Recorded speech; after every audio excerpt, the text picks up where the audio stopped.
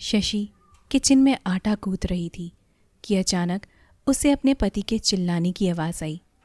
चरण गुस्से में चिल्ला रहा था और उसने गुस्से में पूछा, किसने मेरी माँ के शराब के बोतल के साथ छेड़खानी की?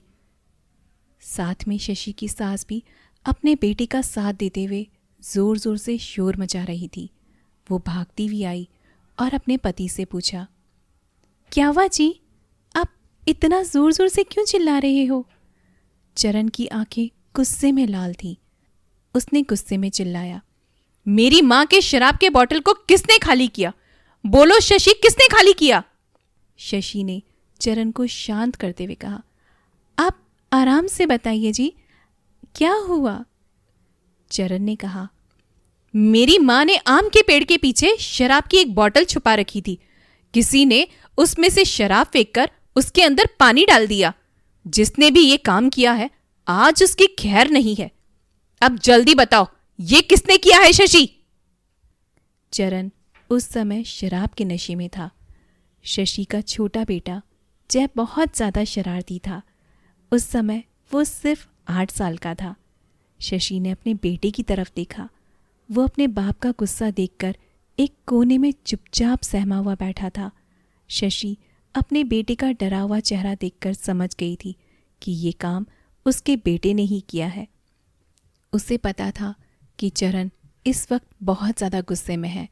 अगर उसे पता चल गया कि उसके बेटे ने ये काम किया है तो वो उसे छोड़ेगा नहीं। शशि एकटक लगाकर अपने बेटे को देख रही थी। तभी पीछे से उसकी सास ने आवाज़ लगाई, बेटा चरण, तेरी बीबी ने ही किया होगा ये काम। उससे वैसे भी मेरे और तेरे शराब पीने से हमेशा परेशानी होती रहती है। मेरी खुशी करमजली से देखी नहीं जाती है।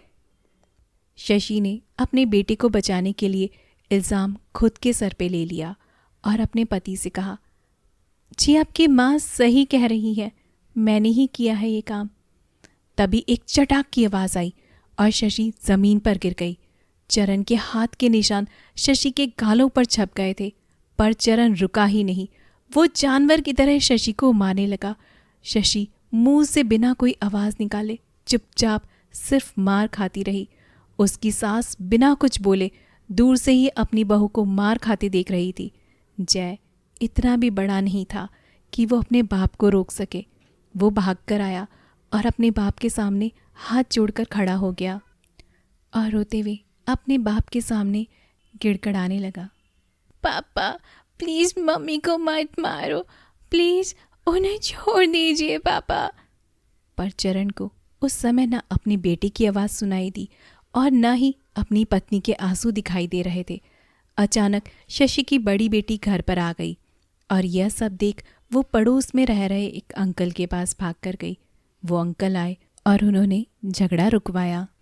समय बीतता गया और शशि के बच्चे बड़े होते गए।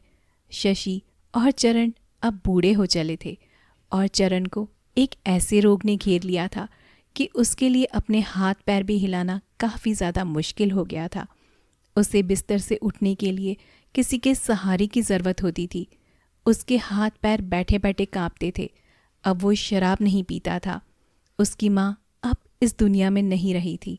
उनके दोनों बच्चे घर से बाहर अपनी ज़िंदगी में व्यस्त थे और साथ थी तो सिर्फ उसकी पत्नी शशि, जो दिन रात उसकी सेवा करती थी, उसे बिस्तर से उठाती थी और उसके खाने पीने का ध्यान रखती थी।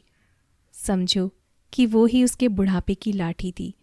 चरण की इस बीमारी ने उसे यह एहसास दिला दिया था कि उसे उसके पापों की सज़ा मिल रही है। उसने जो अपनी पत्नी पे जुल्म किए, भगवान उसे उसकी सज़ा दे रहा है और जवानी में जितनी उसने शराब पी थी वो अब उसके शरीर पर असर दिखा रही है। एक बार छुट्टियों के समय में जय अपने घर आया। अपना बैग अनपैक करते समय जय ने अपने बैग से एक पानी का बॉटल निकाला जो बिल्कुल शराब के बॉटल की तरह दिख रहा था। उसे देखकर चरण ने बड़े ही आश्चर्य से पूछा, ये क्या है बेटा, तू शराब की बॉटल लेकर आया है? जय ने अपने पिता को समझाते हुए कहा, नहीं पापा, ये तो पानी का बॉटल है। पापा, आजकल बॉटल ना तरह तरह के आते हैं, और तरह तरह के डिज़ाइन वाले होते हैं। इस किस्से ने चरण को सालों पहले का वो दिन याद दिला दिया जब उसने बेरहमी से अपनी पत्नी को मारा था। वही पत्नी जो आज उसकी सेवा में कोई कसर नहीं छोड़ती, वही पत्नी अपने सुख दुख भूलकर सिर्फ अपने पति का ख्याल रखने में अपनी जिंदगी बिता रही है। शशि किचन में आटा गूंथ रही थी और उसके हाथ आटे से सने हुए थे। चरण शशि के पास गया और हाथ जोड़ते हुए नम आंखों से उसने शशि से कहा, शशि, मेरी सारी गलतियों के लिए हो सके तो मुझे माफ़ कर देना। तुम्हारी जैसी औरत और पत्नी देवी का रूप है। शशि बिना कुछ बोले चुपचाप वापस आटा गूंथने लग गई और एक हाथ से अपनी साड़ी का पल्लू लेकर अपने आंसू पोंछने लगी।